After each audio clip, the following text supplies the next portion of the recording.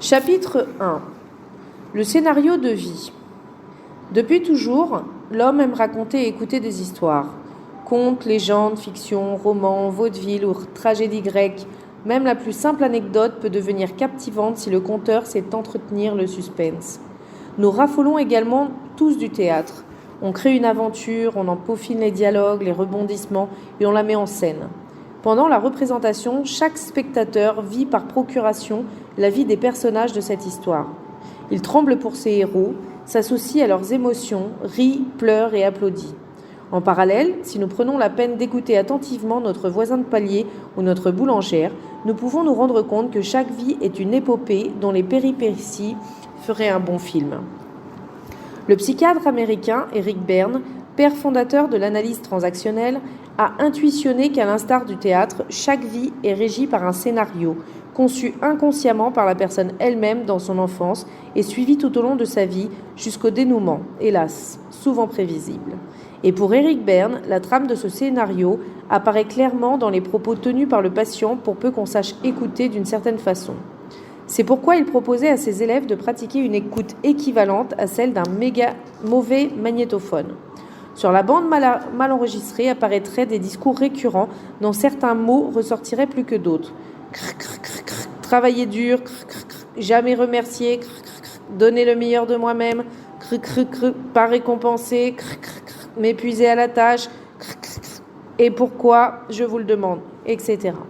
Effectivement, dans cet exemple de discours, on entend toute l'histoire de la personne, peut-être même tout le drame de sa vie pendant qu'elle raconte ce qu'elle croit être une anecdote. La notion de scénario de vie repose sur l'hypothèse que l'être humain a besoin de structurer le temps, l'espace et ses relations, et qu'il doit aussi faire la synthèse de toutes les données qu'il reçoit pour construire une cohérence au monde qui l'entoure et adopter un comportement adapté à son environnement. C'est vers 5 ans que l'enfant prend conscience du fait qu'il a un passé et un avenir. Pour bâtir l'histoire de son devenir, il va utiliser les informations disponibles dans son entourage, c'est-à-dire essentiellement celles qui proviennent de ses parents.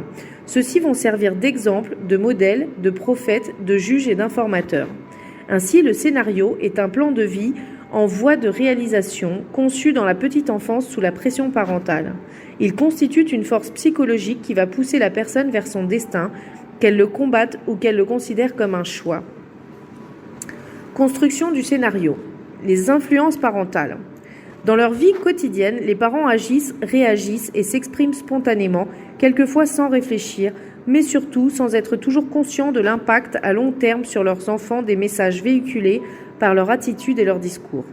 Pourtant, dans beaucoup de cas, il serait facile de deviner à l'avance les répercussions de ces influences dans le futur. À votre avis, quel adulte deviendra un enfant à qui l'on serine en continu qu'il n'est un bon à rien ? Comment évoluera une petite fille dont les comportements séducteurs font céder tout son entourage et surtout le papa ?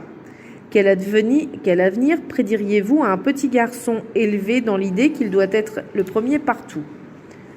Mais il est aussi des injonctions plus indirectes et plus difficilement décelables. Par exemple, traiter d'égal à égal avec leurs enfants peut donner aux parents l'impression de le respecter dans son identité et dans son individualité, donc de bien faire.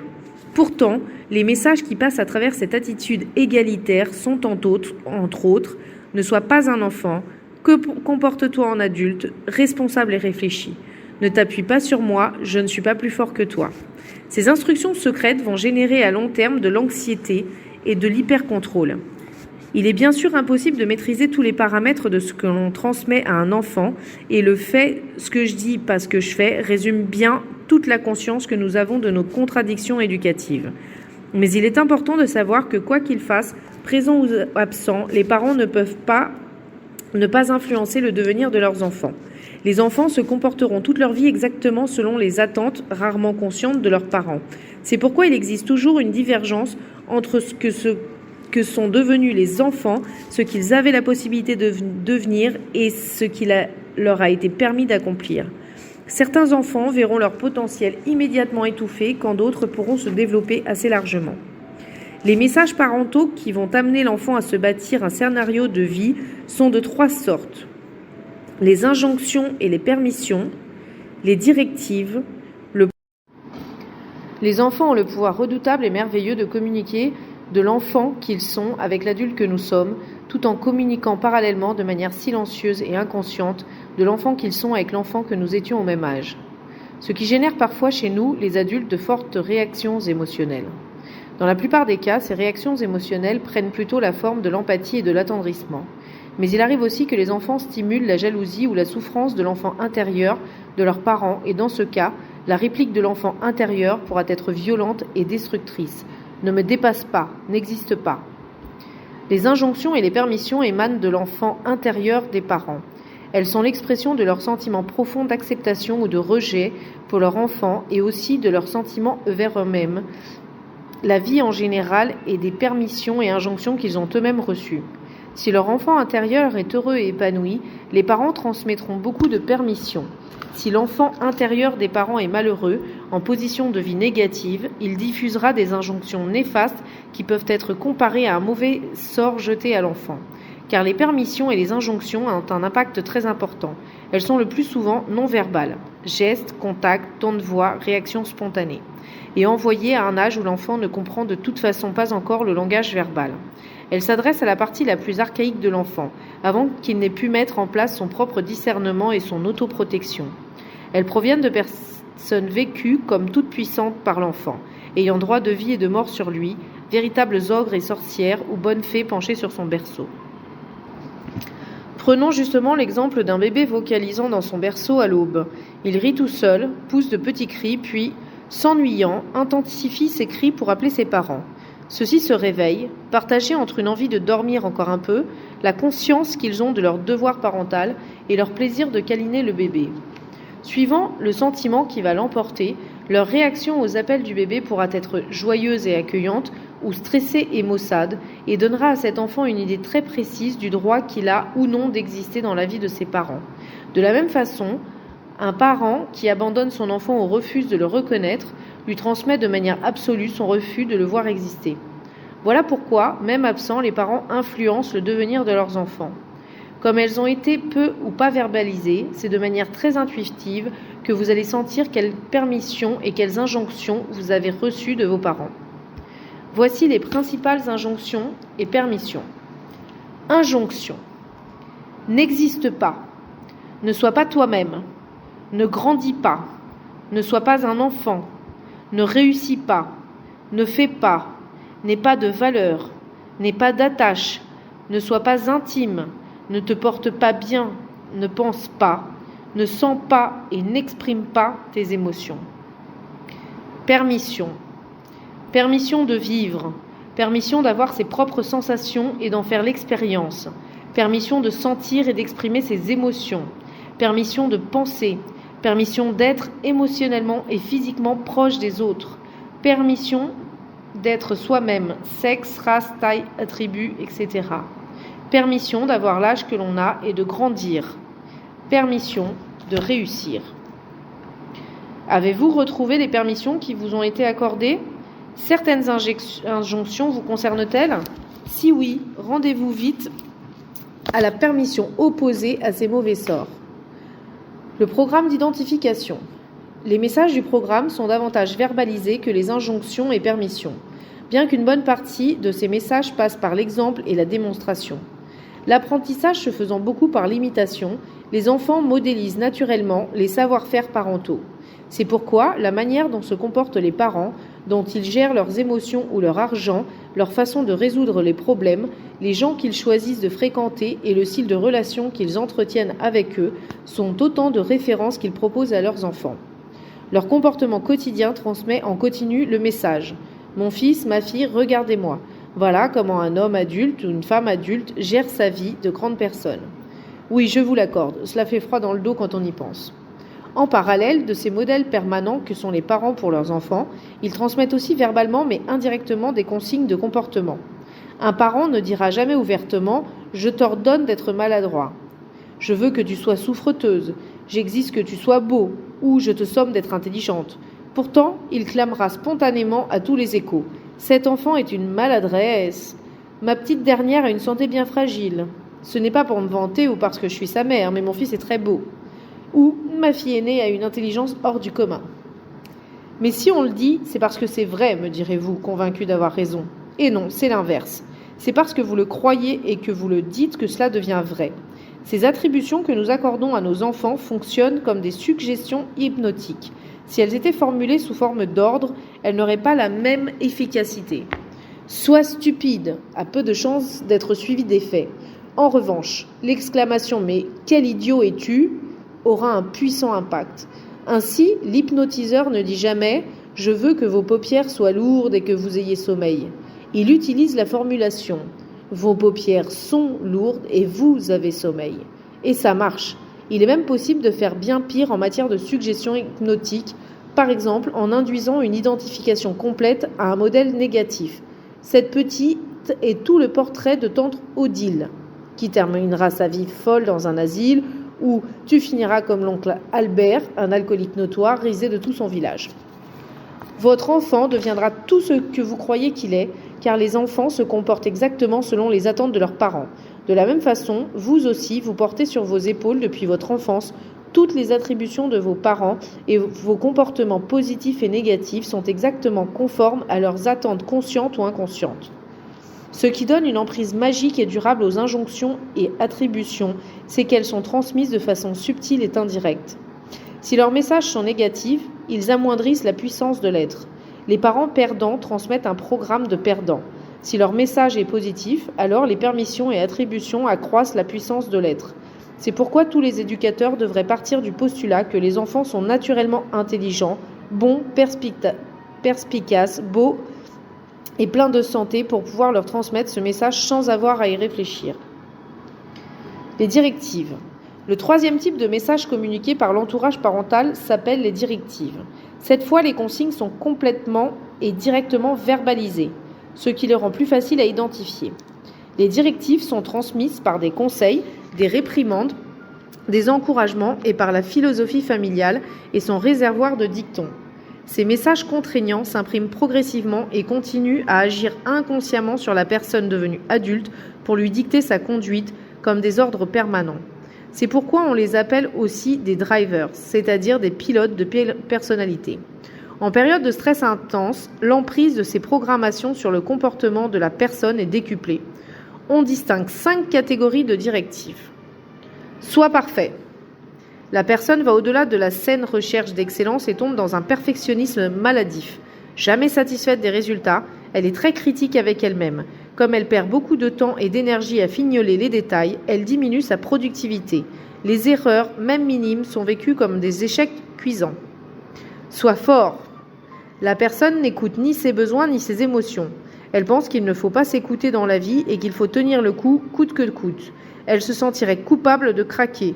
Elle trouve qu'il y a du mérite à dépasser ses limites et de la fierté à être plus endurant que la moyenne des gens. Le surmenage la guette. Fais des efforts. La personne croit qu'il faut se donner beaucoup de mal pour réussir un peu. Seules les choses difficiles ont un goût de victoire. La facilité est exclue. Elle travaille beaucoup, s'acharne à vérifier 10 fois la même chose, se complique la tâche au lieu de la simplifier. Elle se veut méritante et aurait mauvaise conscience de bâcler son travail. Les gens qui semblent obtenir les choses facilement sans se donner aucun mal l'exaspèrent. Elle vit cela comme une injustice.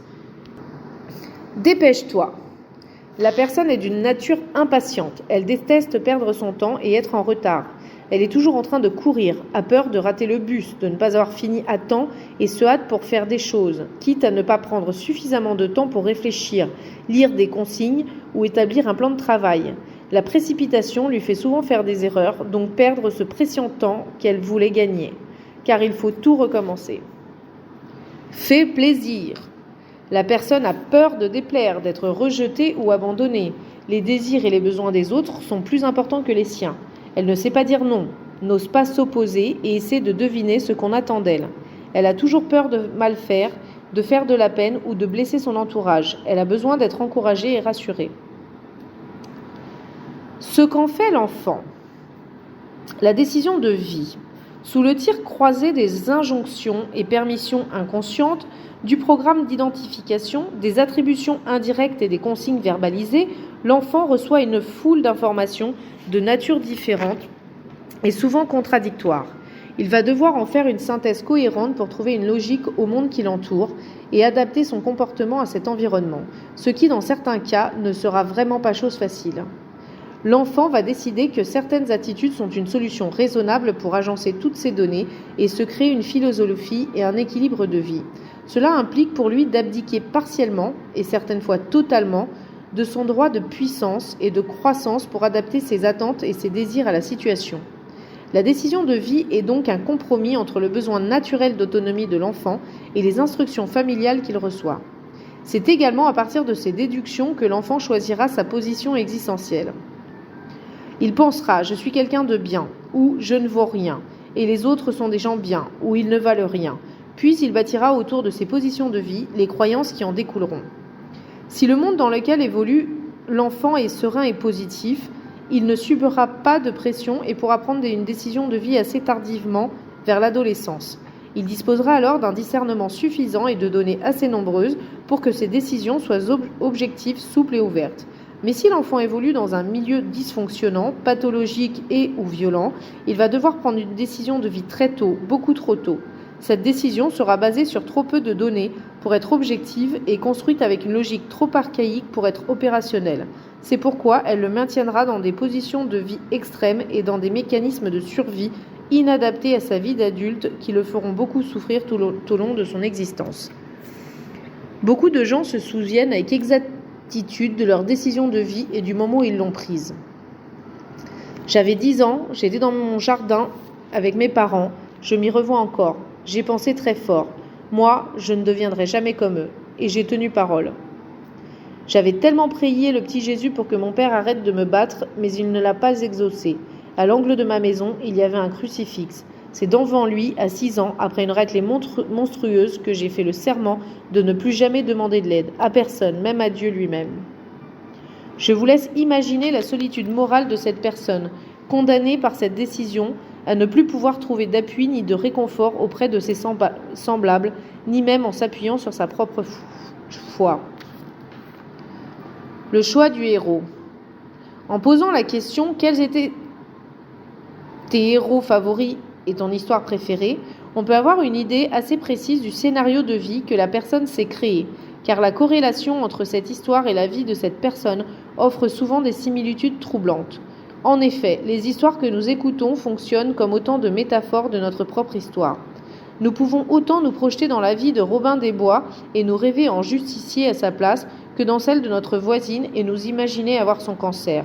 Contes de fées, séries télévisées, mythologies, romans, BD, films et personnages célèbres, qu'ils soient fictifs ou réels, offrent des supports à intrigue tout prêts à être utilisés. Et pour bâtir son scénario autour de sa décision de vie, l'enfant choisit le héros faisant la meilleure synthèse de ses besoins et offrant les solutions qui lui paraissent les plus adéquates. Bien sûr, lorsque l'on explore un scénario de vie, il ne faut pas s'en tenir à la version officielle de l'histoire ni à ses propres interprétations. Il est important de vérifier comment la personne a interprété le personnage pour l'adapter à son histoire personnelle. Quelquefois, la transposition a modifié considérablement le héros originel et son histoire initiale.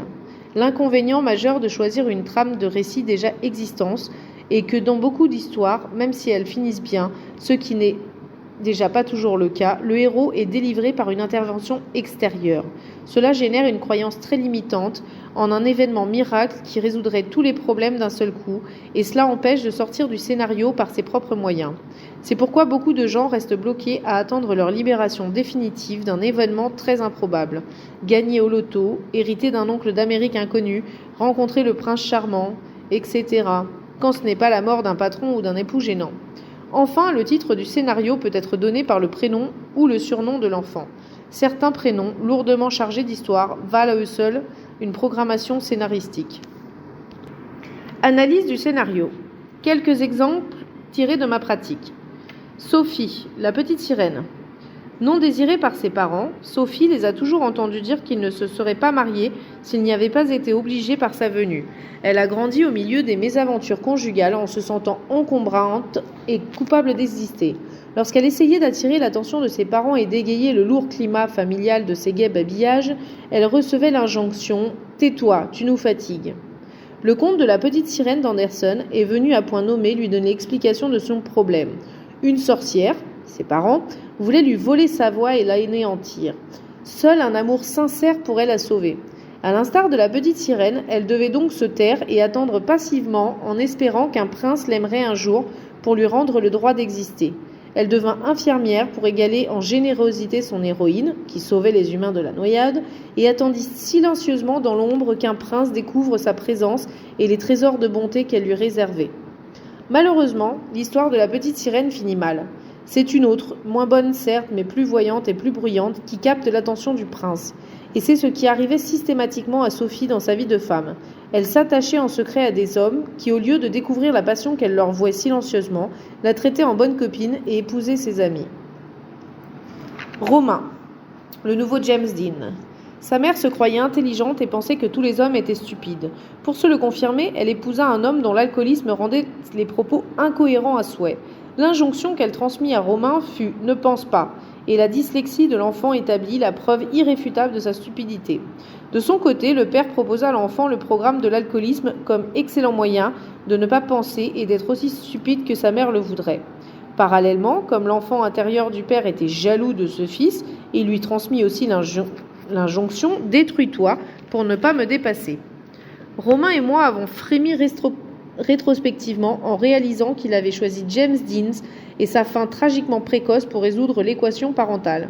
Au même âge que son héros, à cet âge était proche, il devait mourir ivre d'un accident de voiture. C'est pourquoi il prenait depuis peu des cuites de plus en plus sévères et roulait ensuite de plus en plus vite.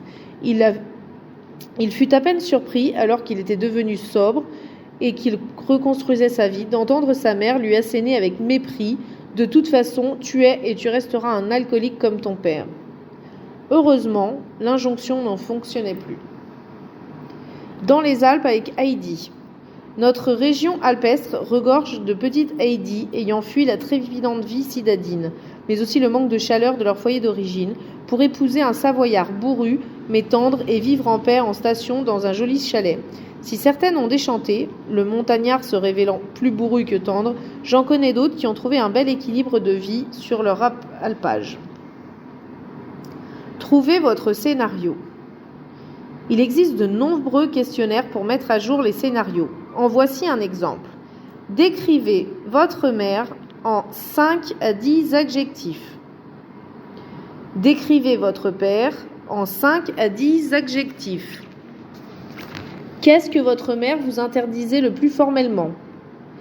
Quel comportement votre mère n'aurait-elle jamais admis de votre part? Qu'est-ce que votre père vous interdisait le plus formellement? Ou quel comportement n'aurait-il jamais admis?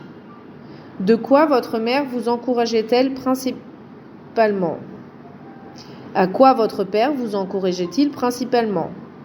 Quels étaient votre conte de fées et votre héros préféré à 6 ans? Quelles étaient votre histoire et votre héroïne préférée à 15 ans? Quelles étaient votre histoire et vos héroïnes préférés à 21 ans? Quelle serait l'inscription sur votre pierre tombale? Décrivez-vous en 5 à 10 adjectifs. Classification des scénarios. Selon Eric Berne, scénario gagnant. Les scénarios de vie gagnants sont fondés sur des positions de vie positives. Je suis quelqu'un de bien et les gens de mon entourage sont aussi des gens bien avec lesquels je peux collaborer. Les scénarios gagnants nécessitent d'avoir reçu beaucoup de permissions et de signes de reconnaissance positifs. Ils incluent la possibilité de l'échec, puisque le gagnant a toujours des solutions de rechange en cas de revers. Ils permettent de ne pas gaspiller son énergie à maintenir des conclusions de survie et à suivre un plan de vie rigide et contraignant. Scénario perdant. Les scénarios de vie perdants s'organisent sur des positions de vie négatives. Les autres valent peut-être quelque chose. En tout cas, moi, je ne vaux rien.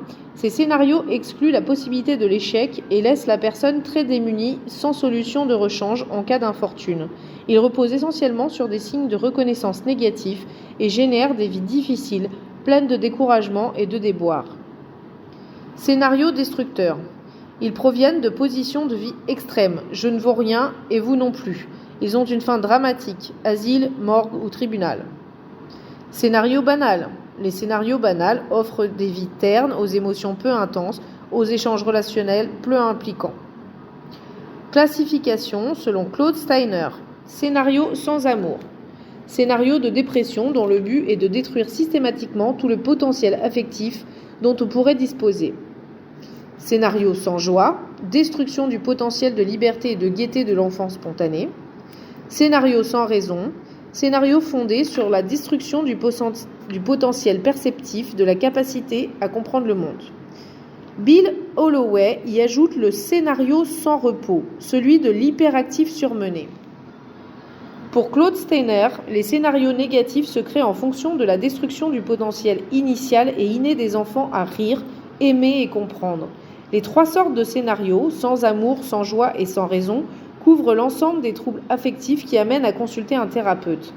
C'est pourquoi, dans les chapitres suivants, nous allons maintenant explorer ensemble ces potentiels de joie, d'amour et d'intelligence dont vous disposiez et voir comment ils ont été altérés, mais surtout comment les restaurer. Chapitre 2. Le scénario sans joie. Compétences innées, émotions et sensorialité. Scénario sans joie, résultat final, toxicomanie, dépendance. On peut envisager sans trop se tromper qu'un corps convenablement nourri et respecté se développe tout seul harmonieusement jusqu'à atteindre sa maturité. Il est bien musclé sans excès. Ses fonctions organiques s'effectuent agréablement et naturellement. Il a de la force, de la vitalité et du plaisir à bouger, à voir, entendre, ressentir, caresser, goûter, humer, etc. La tête et le corps collaborent pour le plus grand bien-être des deux. C'est le fameux esprit sain dans un corps sain, vieux comme le monde, mais qui reste pourtant la plupart du temps une utopie. L'amusement et l'autodestruction. C'est affligeant, quand on regarde vivre les gens, de voir l'acharnement que certains ont à se détruire. Ce fumeur qui tousse entre 2 bouffées de tabac. Ce gros monsieur au teint fleuri qui commande au restaurant tout ce que, justement, son cardiologue lui déconseille. Cette femme aux pieds abîmés qui achète des talons aiguilles. Et tous ceux qui consomment drogue, médicaments, alcool pour apaiser leurs angoisses.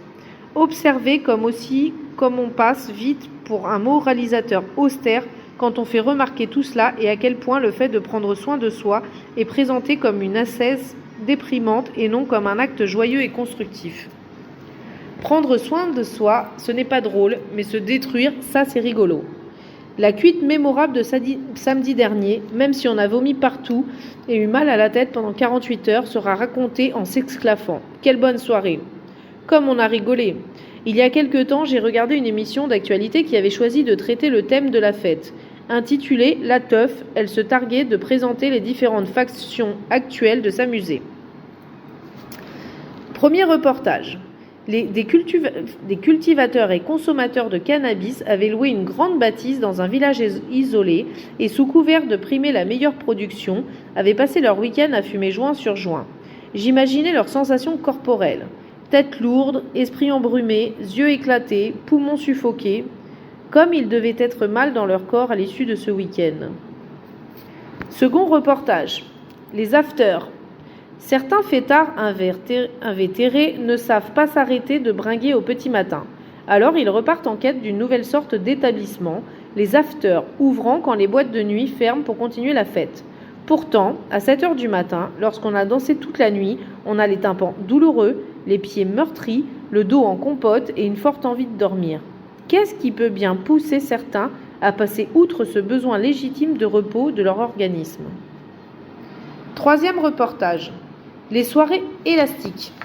Rentrant dans le cadre de ce qu'on appelle maintenant les perversions soft, ces soirées cuir et porte-jartel offrent, dans une ambiance assez sordide, un plaisir sexuel très médiocre en comparaison du bonheur que peut procurer l'acte d'amour effectué avec raffinement, dans un esprit de partage et de tendresse avec l'être aimé.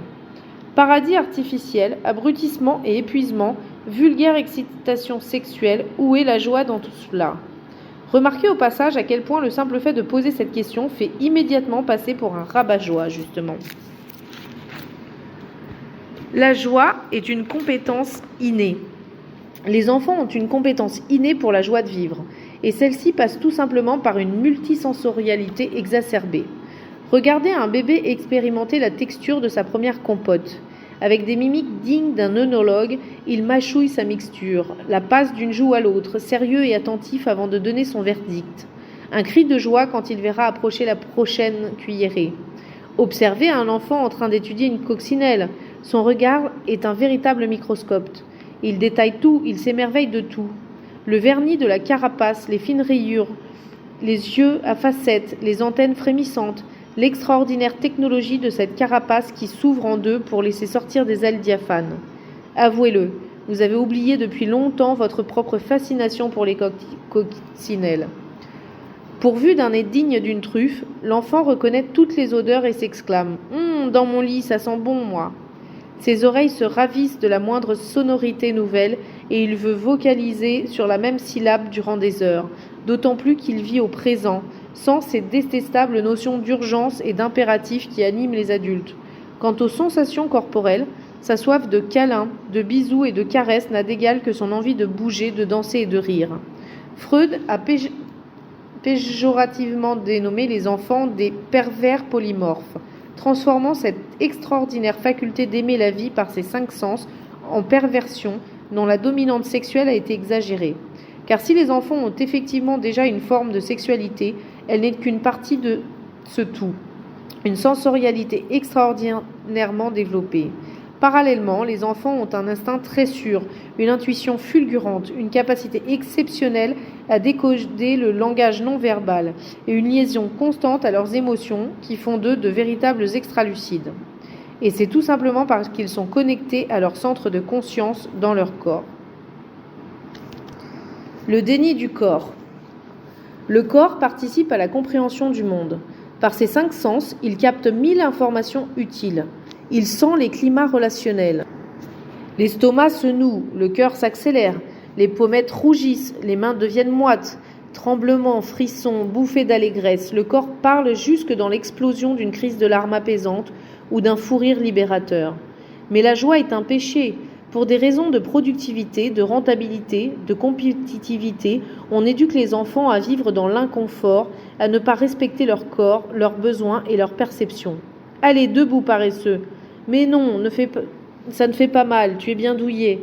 Dépêche-toi de finir ton assiette. Arrête de bouger et reste assis. Toutes ces phrases que nous avons tous entendues et prononcées sont autant de violences que nous apprenons aux enfants à faire subir à leur organisme. Une pression constante est exercée sur les enfants pour les empêcher d'être en contact avec la joie, de ressentir pleinement leur corps et d'être à l'écoute de leurs sensations positives et négatives. Nous avons tous subi un entraînement intensif à méconnaître les sensations physiques et les messages que nous envoie notre corps, qu'ils soient agréables ou désagréables. Si les sensations sont agréables, il ne faut pas s'y complaire. Si elles sont désagréables, on les masque avec des médicaments. Cette répression de la sensorialité détruit la connexion entre l'esprit et le centre de conscience. On peut considérer que la rationalité saccage 90% des capacités sensorielles. Peu à peu se crée un grave clivage entre la tête et le corps. Le corps n'est plus alors qu'une partie inférieure de nous-mêmes, vécue même par certains comme une calamité. Dans un contexte de respect de soi, l'énergie circule dans tout le corps. Mais sous l'influence des injonctions parentales, cette circulation naturelle d'énergie et d'émotions se retrouve entravée et concentrée dans certaines parties du corps au détriment des autres et l'organisme se détraque. On ne rit plus, on ne court plus, on n'écoute plus ses sensations de faim, de satiété ou de sommeil. Beaucoup ne savent même plus respirer. Utilisant un petit quart de leur capacité respiratoire, ils survivent avec d'angoisse et d'oppression inhérents à l'asphyxie. Mais respirer à plein poumon risquerait de leur redonner la force et l'envie de hurler, de pleurer, de rire. Il faudra souvent attendre les premières alertes médicales sérieuses pour réapprendre à respecter notre organisme. Entre-temps, nous payons cher notre mal-être, notre angoisse, nos stress et sommations diverses, cette non-écoute de notre corps et de ses perceptions et de ses émotions. Cigarettes, alcool, drogue, médicaments, mais aussi tous les comportements compulsifs, dépenses irréfléchies, boulimie, jeux de hasard, sexe sans amour viennent soulager passagèrement notre mal de vivre et nous apporter une illusion de plaisir vite dissipé. On se détruit certes, mais au moins on consomme, et ceux qui y trouvent leur profit nous encouragent à persévérer dans cette voie. C'est pourquoi nous ne savons plus nous poser les bonnes questions au lieu de demander où est l'aspirine ou qui a fini ma bouteille de whisky. Il serait pourtant plus pertinent de s'interroger ainsi. À quelle agression ai-je exposé mon corps et qui se manifeste en mal de tête? Ou pourquoi ai-je systématiquement besoin de prendre un verre en rentrant du travail? J'ai récemment reçu en consultation une jeune femme qui avait arrêté de fumer avec mon aide 4 mois auparavant. Elle m'explique que tout s'était bien passé pendant ces 4 mois, mais elle venait de refumer 4 cigarettes en 3 jours. J'ai trouvé que c'était trop bête, alors j'ai décidé de revenir vous voir pour qu'on rectifie le tir tout de suite, a-t-elle ajouté. Peu à peu, j'apprends qu'elle a aussi recommencé à prendre des anxiolytiques et des somnifères parce qu'elle travaille depuis quelques semaines dans un stress et une urgence épouvantables. On trouverait absurde de dire « j'ai la main posée sur une plaque chauffante allumée, sais-tu comment je pourrais faire pour ne pas avoir de cloque ?» Pourtant, au lieu de mettre en œuvre les moyens de se soustraire au plus vite à ce stress nocif, elle cherchait comment l'encaisser sans broncher.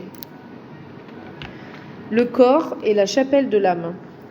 Pour retrouver votre capacité à ressentir la joie, la vraie de vraie, pas ces extases de bien-être, il faut tout simplement réapprendre à être à l'écoute de votre corps et sentir de l'intérieur ce qui lui fait du bien et ce qui lui fait du mal. Non, je ne vous propose pas d'intellectualiser sur les lipides, glucides et les calories, ni de vous forcer à ingérer des algues ou du jus de betterave pour les oligotrucs et les vitamines machin, ou encore moins de vous imposer une heure de jogging sous la canicule. Au contraire, je vous propose de réapprendre à habiter votre corps avec amitié. Développer votre capacité à respecter tous vos besoins. Sommeil, nourriture équilibrée, hygiène, sport, détente. Cela veut aussi dire vous écouter davantage et vous entendre quand vous avez soif, froid ou chaud. Vous soigner quand vous êtes malade, savoir cuisiner, faire le ménage pour vous offrir un cadre de vie digne de vous. Et enfin, apprendre à vous rassurer, à vous encourager et à vous protéger, que ce soit physiquement ou mentalement. Bref, à devenir une vraie mère pour vous-même. Lorsqu'on est bien nourri, reposé, aimé et protégé, on est en bien meilleur état pour surmonter les situations stressantes. L'estime que l'on se porte à travers les tendres attentions que l'on a pour soi-même permet de se sentir plus légitime à se faire respecter. C'est en vous-même que vous découvrirez les meilleures informations sur ce qui est bon pour vous. Votre éducation ne vous a pas encouragé à chercher les réponses à l'intérieur, alors que c'est en vous que se trouve le centre de votre sagesse. Et pour retourner vivre dans votre corps, il faut, pour recommencer, réapprendre à respirer. La respiration est la première fonction corporelle. Vous pourriez passer quelques semaines sans manger, quelques jours sans boire, mais seulement quelques minutes sans respirer. La respiration a également l'avantage d'être la fonction corporelle qui, tout en étant naturelle et automatique, peut être le plus facilement contrôlée. Elle est la porte d'entrée vers l'écoute de son corps, lorsque l'organisme est mal oxygéné par une respiration trop superficielle, peu profonde et insuffisante, le corps entier ou certaines zones du corps sont comme anesthésiées. Lorsque ces zones mal oxygénées le sont à nouveau correctement, elles redeviennent perceptibles.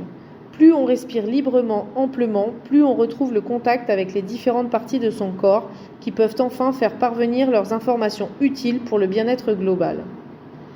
La respiration permet donc de se réapproprier toutes les parties de son corps. Mais en rétablissant le dialogue avec son organisme, on retrouve en premier le mal qu'on lui a fait, les tensions, les crispations, la flaccidité, l'écrasement, les zones de souffrance et surtout les émotions niées ou refoulées. Ce n'est donc pas très confortable au début. Peu à peu, à travers cette réconciliation entre la tête et le corps, on se reconnecte aux sentiments de joie et de tristesse, puis à toutes ses émotions et à son intuition. Enfin, on retrouve dans son centre de conscience le grand sage intérieur, cet ange gardien qui est notre meilleur guide. C'est cela, être centré, il suffit de respirer. Parallèlement à cette reprise de contact avec les réponses corporelles aux sentiments de joie et de tristesse, on renoue avec ses fonctions corporelles, on réapprend à respecter ses besoins et sa santé. La maîtrise du corps passe par son écoute et non pas par le déni de ses ressentis. L'organisme, très vite reconnaissant pour ses bons soins, retrouve sa vitalité et sa gaieté. Alors revient le plaisir de bouger, de respirer, de danser, de courir, de s'étirer, de se détendre, de bâiller, de caresser, de faire l'amour, de dormir et de rire. La joie est de retour et avec elle l'envie de vivre l'instant présent et d'emplir ses 5 sens d'informations réjouissantes. Beauté, mélodie, sensations voluptueuses, parfums et saveurs avec une acuité sensorielle croissante pour accueillir toutes ces perceptions. Plus rien n'échappera à votre attention. Ni le velouté d'une rose, ni le chant d'un oiseau, pas plus que le léger goût de chêne de votre vin préféré, et encore moins le vernis de la carapace des coccinelles. Les publicitaires pourront toujours essayer de vous faire croire que toujours plus de la même chose c'est forcément mieux, cela ne prendra plus.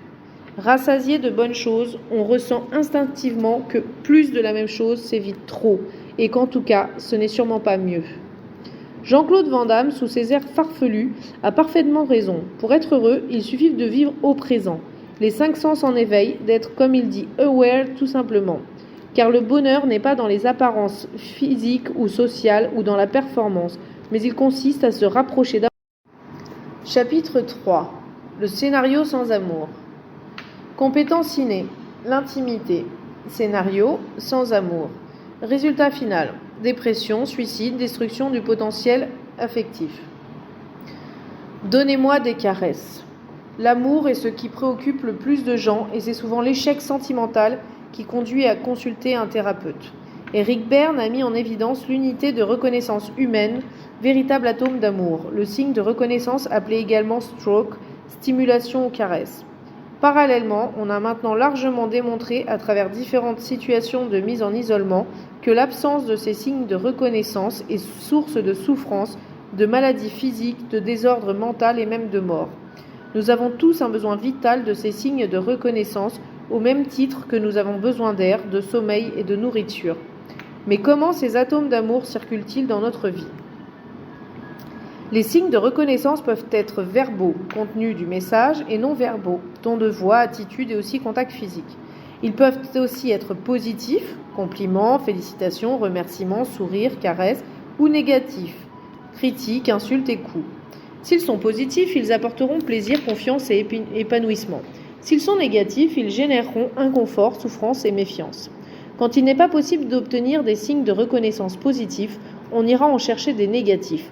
Car en dessous d'une certaine quantité, appelée quotient de survie, les gens sont plus enclins à accepter les stimulations négatives. Nous savons que les enfants préfèrent se faire gronder plutôt que d'être ignorés. C'est également vrai des adultes.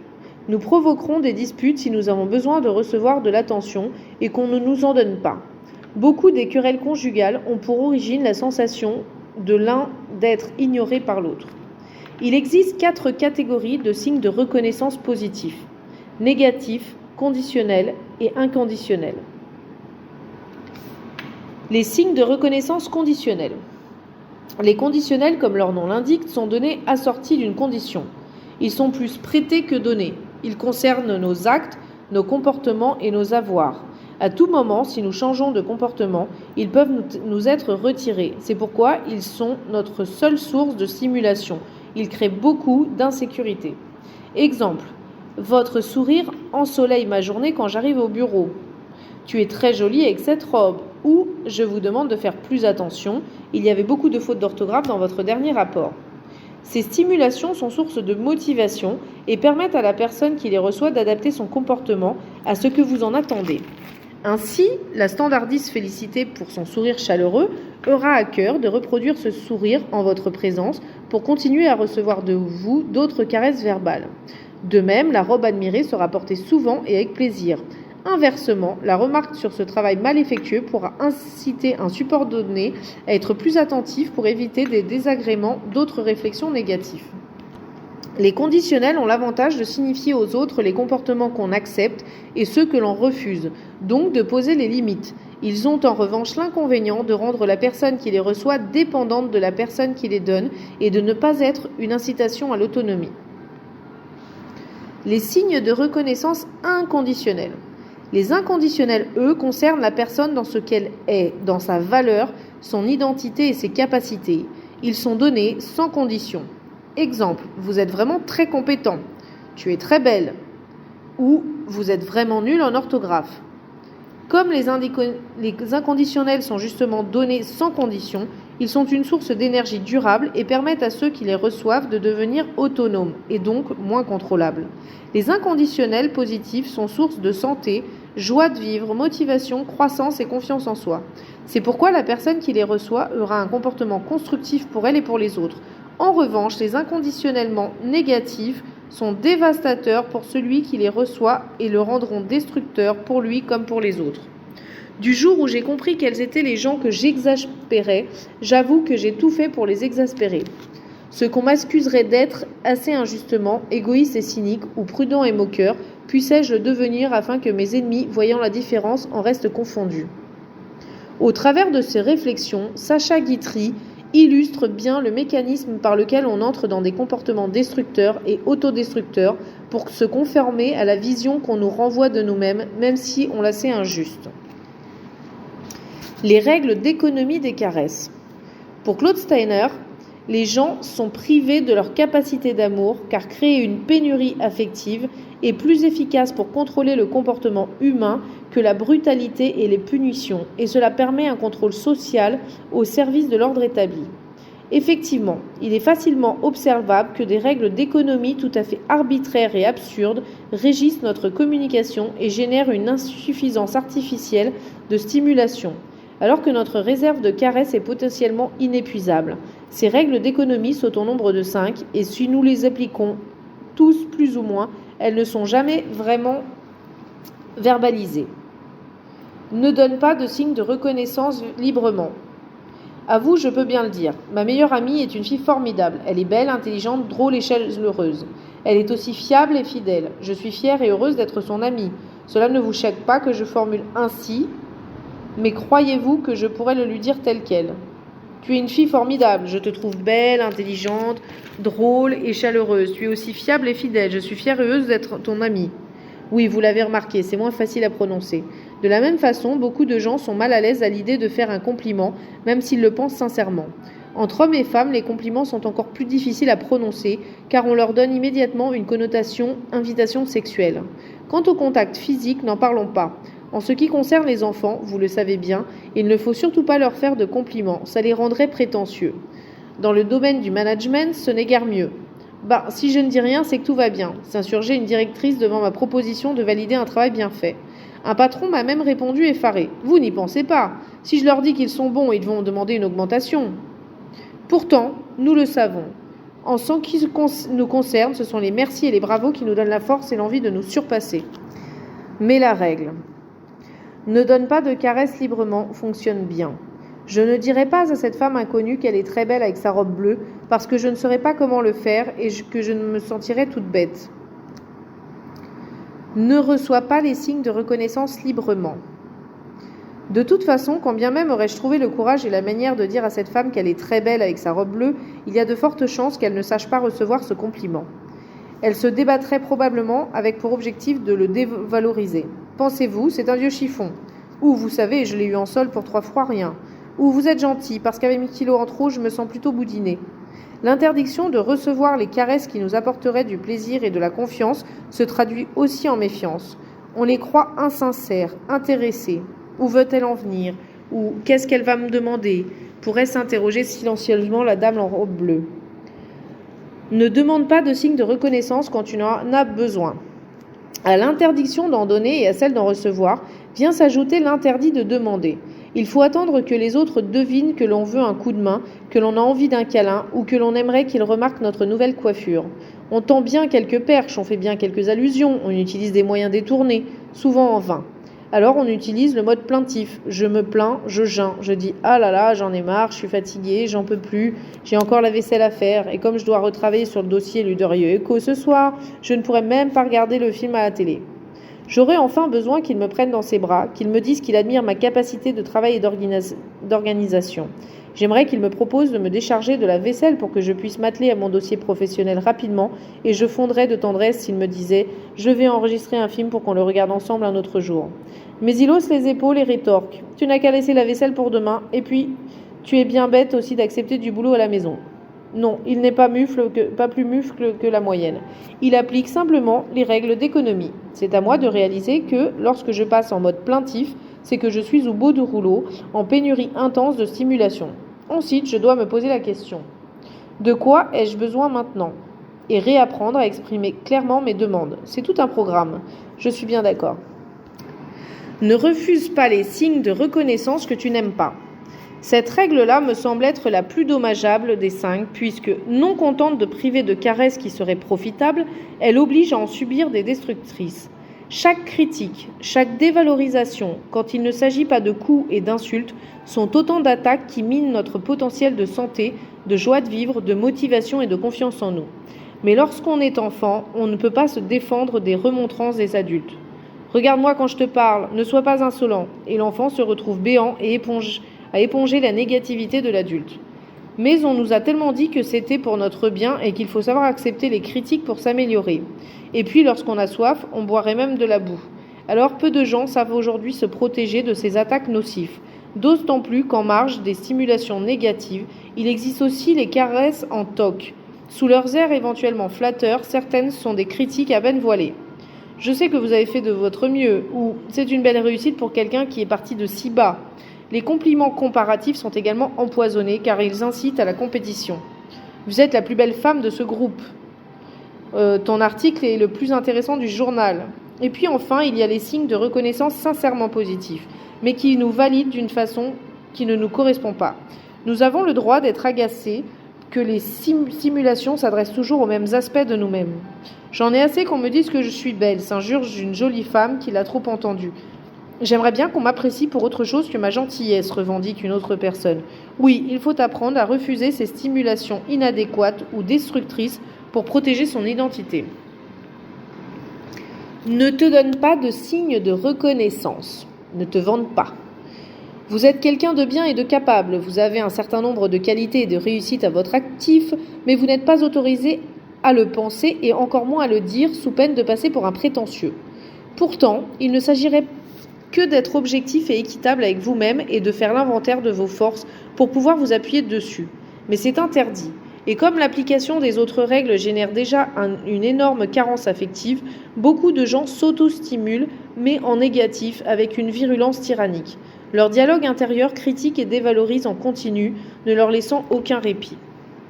Dans les stages que j'anime sur la confiance en soi, je propose, presque en début de séminaire, un exercice qui consiste à trouver pour soi-même et pour son entourage, conjoint, enfant, amis ou collègues, 5 qualités d'être, 5 compétences et 5 réussites. Les participants se sentent vite handicapés, incapables d'effectuer l'exercice. Ah, si on me demandait mes défauts, je les trouverais tout de suite. C'est dingue, pourtant j'aime mon mari, mais je n'arrive pas à lui trouver une seule qualité. C'est à partir de cette prise de conscience qu'ils réalisent à quel point les règles d'économie les concernent eux aussi. L'économie des caresses se met en place au cours de l'enfance. Elle intervient plus ou moins tôt dans la vie des enfants en fonction des capacités parentales à être chaleureux et aimants. Mais rares sont les foyers à ne pas appliquer les règles d'économie. Peu à peu, les critiques et les reproches deviennent plus fréquents que les félicitations et les remerciements. Les câlins et les moments d'intimité s'estompent au profit d'une distance ordinaire. Et c'est dans les milieux les plus toxiques que la maltraitance intervient sous forme physique, gifles, coups et abus, ou psychologique, critiques, mépris, dévalorisation, hurlements, insultes, voire par le biais d'une indifférence et d'une démission parentale que vont se développer les scénarios sans amour. En effet, à travers ces dysfonctionnements parentaux, l'enfant apprend à ses dépens ce qu'il en coûte d'être proche de quelqu'un, de l'aimer et de lui faire confiance. Nous ne savons donner et recevoir que les signes de reconnaissance auxquels nous sommes habitués. Quand on a appris à aimer dans la peur et la souffrance, on ne sait gérer que les échanges négatifs et l'on ne peut que saboter son potentiel d'intimité sous peine d'être à nouveau détruit dans la relation. On va alors d'échecs sentimentaux en échecs sentimentaux, de plus en plus seuls et de plus en plus déprimés. Moins meurtris, moins carencés, ceux qui n'ont pas vécu une telle maltraitance pourront encore nouer des relations chaleureuses, intimes et durables, mais elles seront tout de même peu ou prou vinaigrées par les règles d'économie de caresse. Enfin, il en existe aussi, malheureusement plus rares, qui savent être réellement proches, pacifiques, positifs et aimants, et ceux-là, nous les adorons pour cette capacité qu'ils ont à nous accueillir comme nous sommes. La thérapie du scénario sans amour. Une fois le diagnostic posé, le scénario sans amour est heureusement réversible. Il faut réapprendre à rentrer en relation avec les autres de manière constructive et à échanger avec eux des signes de reconnaissance spontanée et sincère. Cela implique de se rendre la permission d'être proche, de savoir partager, mais aussi celle de se protéger dans la relation. Parallèlement, une gestion optimale des stimulations devra remplacer les vieilles règles d'économie. Définir ses besoins. Pour commencer, il faut définir le genre de caresse dont on a besoin, et ça n'est pas toujours facile. Chaque personne a ses propres besoins de signes de reconnaissance. Mais les gens ont honte de leurs besoins de caresse, et plus la pénurie est grande, plus ils sont carencés, plus ils sont humiliés d'en avoir besoin. C'est très difficile de savoir « j'ai besoin de faire l'amour ». Je rêve d'être embrassé partout, ou je voudrais qu'on me dise que je suis beau, ou encore plus d'oser le dire. Pour trouver les signes de reconnaissance dont vous avez besoin, voici une piste. Nous avons tous tendance à donner ou à avoir envie de donner les caresses que nous aimerions nous-mêmes recevoir, dont nous avons besoin. Moi, j'appelle toujours les gens le jour de leur anniversaire, mais personne ne le fait pour moi. Ainsi, souvent on donne à l'autre des signes de reconnaissance dont on rêverait et dont il n'a que faire, et on reçoit de lui des caresses qui ne correspondent pas à nos besoins et qui nous déçoivent. C'est pourquoi il faut apprendre à exprimer précisément ce qu'on veut et oser demander à l'autre quel type de caresse il attend de nous. Cela permet aux deux êtres d'être bien nourris dans leur relation. Lorsqu'on a trouvé le genre de caresses dont on a besoin, il faut se donner les moyens de les obtenir. Cela peut être dans le cadre d'un groupe thérapeutique, auprès de ses amis, dans un institut de beauté ou de massage. La progression doit être lente et assortie de permission et de protection, car quand on n'en a pas eu beaucoup, le bonheur fait très peur et il faut prendre le temps de l'apprivoiser. La gestion optimale de signes de reconnaissance. Puis, on apprend les règles de gestion optimale de signes de reconnaissance pour remplacer les règles d'économie. Savoir donner. Chaque stimulation positive est une graine de santé, de joie de vivre, de motivation et de confiance en soi que vous semez. Cela vaut la peine de passer au-dessus de votre timidité pour oser la formuler. À chaque fois que vous pensez quelque chose de positif à propos de quelqu'un, dites-le lui. Vous allez beaucoup vous faire aimer, car tout le monde aime qu'on sache voir le positif en lui. De la même façon, si vous avez une remarque négative à faire, il est important de ne pas vous taire. Votre crédibilité en sera renforcée. Mais n'utilisez jamais les inconditionnels négatifs et faites le sandwich. Plusieurs couches de positif pour envelopper le retour négatif que vous avez à faire passer. Exemple. Mademoiselle, depuis que je vous ai embauchée, je suis très content de votre travail. Vous êtes sérieuse et organisée, mais je dois vous signaler que votre dernier rapport comportait 5 fautes d'orthographe. C'est mauvais pour l'image de marque de la compagnie. Aussi, je vous demande d'y faire plus attention à l'avenir et je ne doute pas que vous le pouvez parce que vous êtes intelligente et cultivée. Merci d'avance d'en prendre note. Mais non, ce n'est pas de l'hypocrisie. Cela s'appelle du tact, car pour envoyer des signes de reconnaissance efficaces, il importe également que ceux-ci soient appropriés et cohérents, c'est-à-dire sincères, personnalisés et dosés. Savoir recevoir. Commencez par repérer comment vous dévalorisez les caresses pour ne pas les recevoir. Ensuite, apprenez à utiliser la formule magique toute simple. Merci, sans autre commentaire. Quand vous serez entraîné, vous pourrez compléter. Merci, ça me touche énormément ce que tu dis là, parce que je t'aime beaucoup et que ton avis a de l'importance pour moi. Bien entendu, ne recevez que les stimulations qui sont bonnes pour vous. Savoir demander. Définissez vos besoins, exprimez-les et arrêtez de croire que vous dérangez quand vous demandez. Car en demandant, vous rendez à l'autre le service de lui permettre de donner. Alors soyez charitable, permettez aux autres d'avoir l'espace de vous combler. Mais pour oser demander, il faut apprendre à encaisser les non. C'est plus facile quand on est bien nourri de caresses par ailleurs et ça va bientôt venir. Savoir refuser. C'est également plus facile de refuser les signes de reconnaissance négatifs quand on est bien nourri. Il n'y a rien de bon pour vous dans les critiques des autres. Elles vont vous décourager et vous faire douter de vous. Alors, pour refuser les dévalorisations, pensez ou prononcez à voix haute la formule magique, toute simple et si efficace, c'est ton avis, pas le mien. Et en plus, c'est bien vrai.